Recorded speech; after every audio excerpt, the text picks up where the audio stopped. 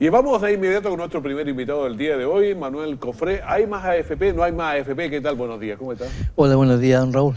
Bueno, analizando el mensaje presidencial, no nos cabe la menor duda que no hay se fortalece el sistema de AFP. Claro, tienen más recursos. Claro, tienen muchas más herramientas y también analizamos el discurso ese día, lo vimos por parte, Le hicieron una exégesis, como dicen los entendidos. exactamente según la academia, que en este país tiene mucha fuerza. Y también hay puntos importantes. Nosotros compartimos, por ejemplo, los 3 puntos principales con que el presidente llama a esto, que ¿por qué son tan bajas las pensiones en Chile? ¿Ya? Donde nos dice primero porque el ahorro profesional es muy poco. Es bajo. Claro, y ahí tenemos uno de nuestros mejores puntos, porque si uno examina lo que es la propuesta de la Coordinadora de Masa AFP, nosotros llegamos a un 18%. Que O sea, debería vamos ser. mucho más allá. Vamos mucho más allá que esta propuesta. En el segundo tema, porque nos dicen que aducen al desempleo, cosa que me parece atroz, y la falta de desarrollo. ¿Por qué le parece atroz? Porque un país como el nuestro, que tiene tan buenos índices, no tendría que tener un desempleo tan fuerte. Y porque ellos también dicen además, porque no tenemos un desarrollo. Entonces, claro, cuando nosotros vendemos nuestras riquezas naturales a granel y no le damos un valor agregado en el país, obviamente que vamos sin desarrollo. A ver, Chile, ¿en cuánto estamos ahora en la cesantía? El 7, dependiendo de dónde está. Linares tiene un poco más siempre, pero a nivel nacional, Brasil tiene un 12, por ejemplo. Sí, pero si nosotros usáramos parámetros reales para medir la cesantía, digamos, ¿quién sería cesante y quién sería trabajador? Cesante sería quien no tiene trabajo y trabajador sería quien tiene un trabajo con protección social, o sea, con contrato. Y aquí entra una figura que en Chile ha campeado, que es el honorario y el contrato informal o el emprendedor. Que eso a nosotros nos preocupa, sobre todo en esta reforma. Y lo tercero, porque dado el aumento de la expectativa de vida, cosa que estamos completamente de acuerdo, nosotros buscamos vivir más, el ser humano busca vivir más, pero también busca las condiciones de vida, y ahí recogemos lo que nos dice. ¿Por qué este mensaje?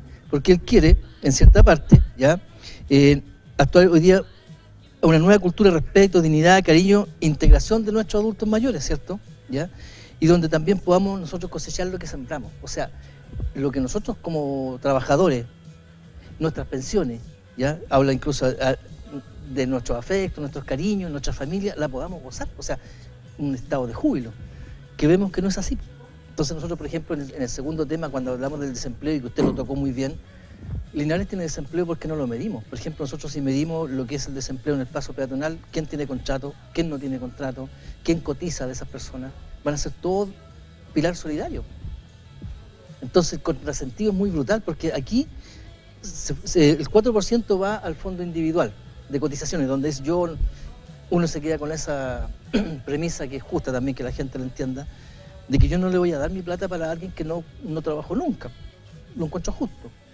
Pero también tenemos que entender que mi plata no está en una cuenta individual, anda circulando por el mundo en piensas qué cosa. Ese es un tema porque uno dice no más AFP, pero el dinero, por ejemplo, las AFP no lo tienen, anda invertido, al final son papeles, digo.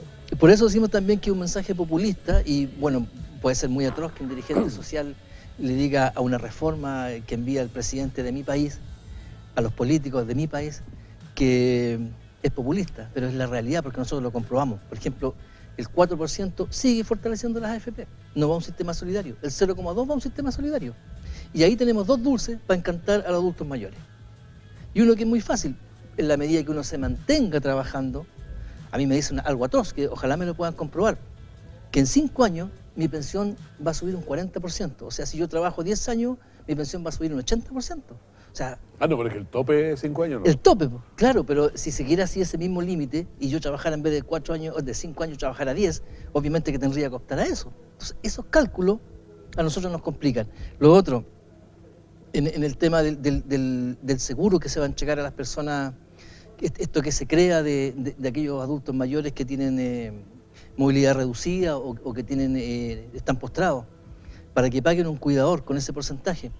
Bueno, eso es simplemente colocar en régimen lo que hoy día es el estipendio que se entrega a los cuidadores a través del sistema de salud. Cuando se hace la visita domiciliaria a los postrados en la casa, las personas se declaran cuidadoras y ellos reciben un estipendio, que son, pongo usted, 80.000. Unas luquitas por ahí. Entonces estamos ampliando el sistema, pero no lo estamos creando. Entonces el populismo sale de esa parte. Puede que suene malo que yo, un dirigente social, hable de populismo sobre una autoridad, pero la autoridad tiene que ser responsable conmigo también, o sea, decirme que los cambios que van a hacer son en base a cosas reales. ¿Usted cree que el discurso no fue muy bueno entonces en ese sentido, lo encuentro populista? Para nosotros como coordinadora, claro, porque si ellos apuntan a un 4% y nosotros como coordinadora aportamos a un porcentaje mayor de llegar a un 18%, obviamente que... Ya, pero ¿de dónde salía cuando hablan del 18%? ¿De dónde financia? ¿Quién pone los 18%? No, porque ahí en el sistema solidario tripartito va un porcentaje del empleador, del Estado y del trabajador para llegar a esa cantidad. Ya, pero ¿en cuánto porcentaje era? ¿Cuánto era el trabajador? ¿Cuánto ponía el Estado y cuánto ponía Bueno, el 9% y ahí venía la otra diferencia. O sea, también nosotros nos hacemos cargo de eso. Por ejemplo, en el caso de los honorarios ¿qué proponíamos? ¿O qué proponemos? Que el honorario también, como tiene que cotizar, porque el honorario, bueno, ahora los honorarios ya saben que este año ya tienen fecha. Claro, el problema es que el honorario, uno dice, toda esa plata venga para acá, pero después tiene que vivirse, ese es el problema. Por eso. El ahora se come todo el futuro. Entonces, ese contrato en el Estado, que es casi 1 millón de personas, no debe existir. No debe existir el contrato honorario. Y en el Estado hay, pues eso. Sí, pues porque somos funcionarios públicos. ¿Y quién es funcionario público? Solo aquel que está de planta. Ni siquiera el contrato llega a diciembre. Entonces nosotros los trabajadores internalizamos muchas veces más las cosas. Y este es un proyecto que a juicio de nosotros nos reúne esas condiciones porque hoy día puede ser brutal, y hay que decirlo. ¿Cuál sería la diferencia entre un trabajador honorario y un trabajador inmigrante haitiano que llegó a este país? Si los dos no tienen previsión, no tienen derecho a vacaciones, no tienen derecho a licencia. Simplemente la academia que le entrega un título que es muy válido, que ese profesional de la salud, por ejemplo, hace y cumple todas las metas que debe cumplir un trabajador de planta, coopera con él, pero no goza de los beneficios a que él construye, que son las metas colectivas y otras cosas que en el tema de la salud, por ejemplo. Entonces, eso a nosotros nos parece que es brutal y por eso que encontramos que es demasiado populista tratar de llevar a una ciudad. Ahora, yo me quedo también la otra parte que nos merece duda, es por qué tiene que ser tan rápida la aprobación, por qué tiene que ser con un acuerdo, porque en la última hoja el presidente es muy atendible, dice: hago un sentido llamado a todos los parlamentarios de gobierno y de oposición a aportar con sentido constructivo, pero también con sentido de urgencia a esta noble y hermosa misión de mejorar la calidad de vida de todos nuestros adultos mayores. ¿Qué político se puede negar a un mensaje como ese? ¿Quién se va a estar frente al público y decir, no sabe, yo no lo puedo? Pero me quedó una duda cuando usted hablaba del 18%, el 9% con cargo del trabajador, ¿y quién ponía el otro 9%? El empleador y el Estado en sus porcentajes de cotizaciones. Sí, el tema es que uno piensa, los empleadores son casi todos pymes, digamos, la mayoría del país, pero ¿qué pasa cuando le va subiendo mucho los intereses? Los costos van a ir cerrando o despiden gente y al final se nos va la cesantía hacia arriba. Bueno, ahí volvemos al segundo punto cuando dice que el desempleo y el poco desarrollo, porque nosotros perfectamente en el caso del cobre, ¿por qué el cobre se vende a granel? ¿Por qué no tenemos si hoy día el cobre se usa en los teléfonos? Y un ponerle valor agregado, digamos, pero... Desarrollo, mejor trabajo. Claro, por ejemplo, en el pero caso, ahí apuntamos a otro tema, digamos. El desarrollo del país, de cómo nosotros nos desarrollamos, porque Chile no tiene industria. Valga la redundancia, la cosa de la Llanza y Suazo y todo esto que se ha ido terminando. Somos un país de servicio. O sea, aquí todo lo que tenga que ver con comprar, vender, es lo que hoy día observamos en la calle. Nosotros, por ejemplo, ¿qué nos preocupa? ¿De dónde financiamos esto? ¿Ya? Claro. Que son 1.000 Nosotros millones, tomamos 500 el maqui y lo vendemos a 3.000 pesos y ahí nos vuelve hecho medicamento y nos vale a 300.000 pesos. Sí, pues y el futuro cosas. del tema de las pensiones, por ejemplo, hay países inteligentes y estamos nosotros. Tenemos una de las riquezas más grandes que es el litio, que podría servirnos para esta reforma, pero el futuro viene y lo estamos viendo, el Transantiago y vehículos solamente a batería, eléctrico. ¿Y por qué no somos capaces como país nosotros cuando hablamos de poco desarrollo, desarrollar una industria que permita vender las baterías a los países y utilizar eso y con ese retorno darle trabajo estable? Claro que ahí hay que poner la empresa, invertimos también nosotros poco en pensamiento, en creatividad. Las universidades no tienen inversión. Claro, no hay inversión, o sea, nos falta esa parte, pero entonces, el problema es mucho mayor ese. Exacto, pero por ejemplo hoy día... Investigación, hay poca. Nada, si hoy día es producir trabajadores o profesionales que vayan a trabajar lo más rápido posible a este sistema, en el caso de salud, educación, no hay una real sentido de desarrollo del país. Entonces, por ejemplo, China hoy día pelea el liderazgo con Estados Unidos, pero China, siendo un gobierno de corte comunista, ¿ya? No capitalista, está preparado para ser la primera economía del mundo y aplicando ese modelo, un modelo que no es liberal, porque el dueño de la propiedad es el Estado.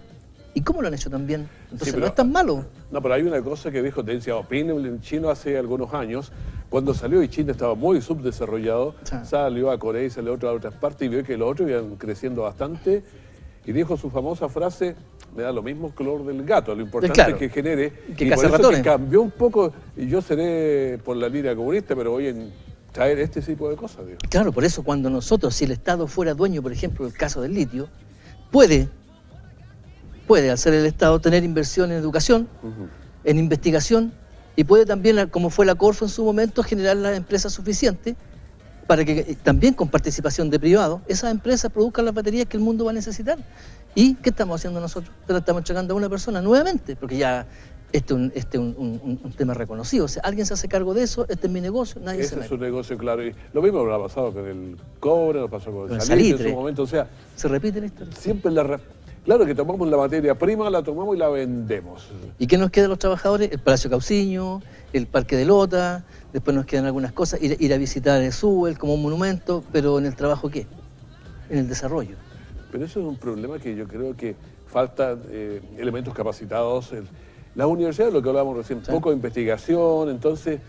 Pero piense más abajo, en las pymes. ¿Qué es lo que hace un pyme? Está a las 7 de la mañana trabajando y trabaja hasta las 11 de la noche. De esas horas que trabajó, ¿cuántas se paró y dijo, a ver, ¿cómo voy a mejorar mi negocio, ser más productivo? Simplemente se dedica a trabajar, no piensa. Y no pensamos en la vida. O sea, nos ponemos a hacer algo y le damos, pero no pensamos, a ver, a lo mejor compramos una maquinita o algo hacemos y la cosa anda mejor. Bueno, el tema también pasa porque, usted bien lo dice, el ser humano hoy día no es de pensamiento.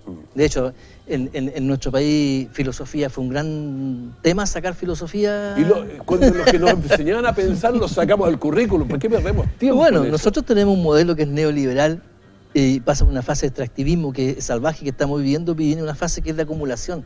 Es como lo que usted me decía recién, cómo yo saco plata rápido, lo más rápido posible. ¿Cómo hago rápido la plata? Entonces nos encontramos con estos señores Chan, con estos señores Garay, con algunas fuerzas armadas que tienen algunas visiones que no son muy de acuerdo con lo que necesitamos, algunos políticos que raspan la olla, que pasan boletas, que hacen todo lo contrario, porque esta fase de acumulación que tenemos como humanidad, ¿cómo yo hago mi riqueza?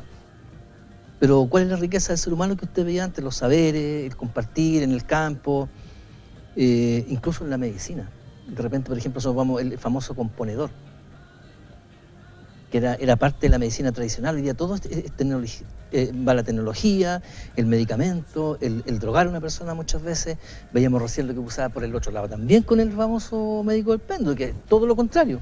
Sí, Entonces los vamos de un extremo a otro. Esa era chanta, ¿verdad? Claro, porque Nos referimos al médico que salió por ahí en un reportaje. el día, sí. Sí, pero era... eso es todo lo contrario a lo que queremos como sociedad. O sea, nosotros buscamos, aquí lo dice el mensaje, vivir con dignidad, tener para comer. Entonces, cuando nuestros adultos mayores no alcanzan a llegar a fin de mes, eso es lo que queremos. Perfecto. Bueno, le agradezco a don Manuel Cofré No. haber estado con nosotros en este día, así que quería saber la opinión de usted con respecto a este. No, nosotros nos oponemos completamente desde No. el principio también, y también aquellos que nos sacaron, nos dijeron que iban a hacer los cambios y no lo hicieron, hoy día nos quieren sacar a marchar. Entonces, bueno, la clase política que se ponga los pantalones de una vez por todas.